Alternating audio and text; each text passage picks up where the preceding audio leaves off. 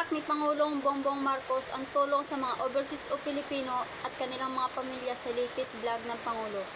Kinilala nito ang sakripisyo at pakikipagsapalaran sa ibang bansa.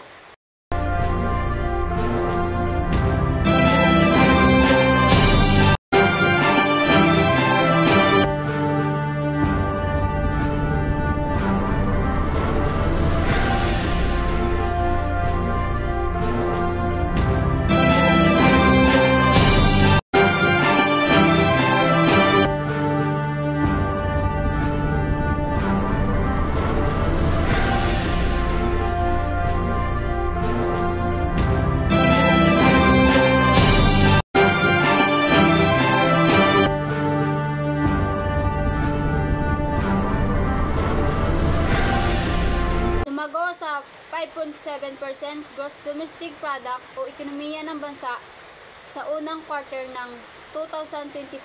Ayon kay Philippine Statistics Authority Undersecretary, mas mataas ito sa 5.6% na naitala sa huling quarter ng 2023. Pero mas mabagal naman kumpara sa 6.4% sa parehong panahon ng nakaraang taon. Matatag ang takbo ng ekonomiya ng bansa sa kabila ng hamon ng ekonomiya.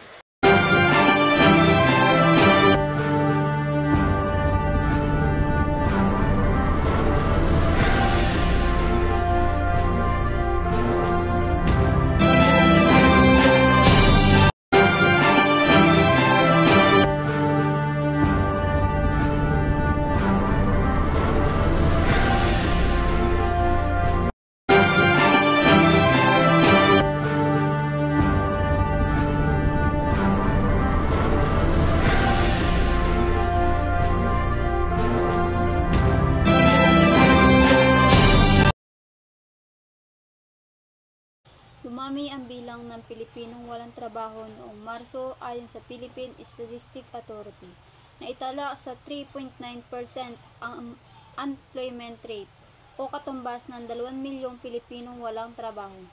Mas mataas ito kumpara sa 3.5% na unemployment rate noong Pebrero na naitala katumbas ng 1.8 milyong Pilipinong walang trabaho. Malaki ang bilang ng mga Pilipino na walang trabaho sa agrikultura at forestry at naitala sa 318,000 transportation at 292,000 sa construction na 200,000 sa iba pa.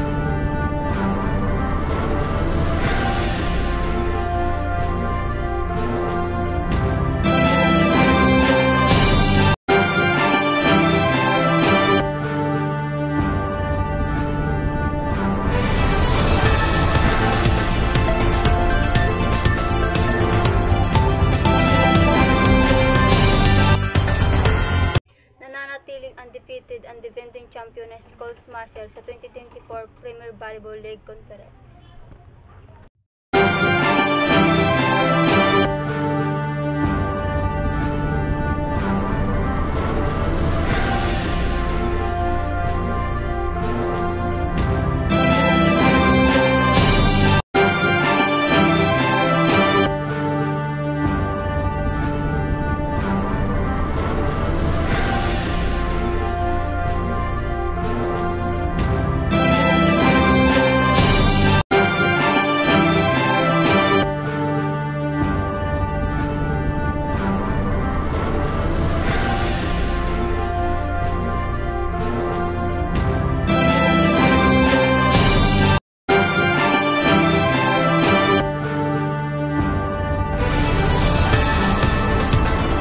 Pumalag si Pangulong Ferdinand Marcos Jr. sa mga naging banta ni Vice President Sara Duterte na ipapatay siya maging sina First Lady Liza Marcos at House Speaker Martin Romualdez.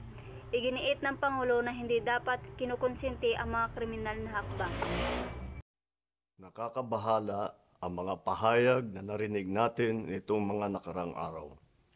Nandyan ang walang pakundangang pagmumura at ang pagbabanta ng planong ipapatay ang ilan sa atin. Kung ganun na lang kadali ang pagplano sa pagpatay ng isang presidente, paano pa kaya ang mga pangkaraniwan na mamamayan? Yang ganyang kriminal na pagtatangka ay hindi dapat pinapalampas. Yan ay aking papalagan. As a democratic country, we need to uphold the rule of law.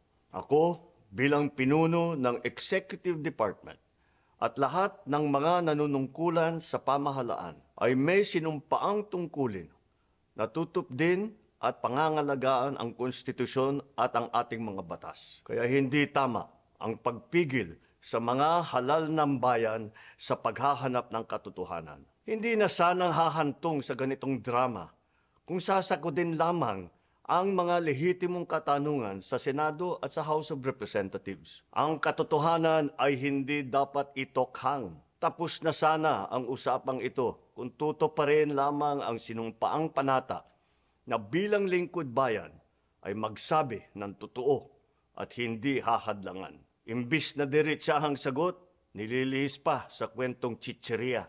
Hangad ko na matuldukan na ito.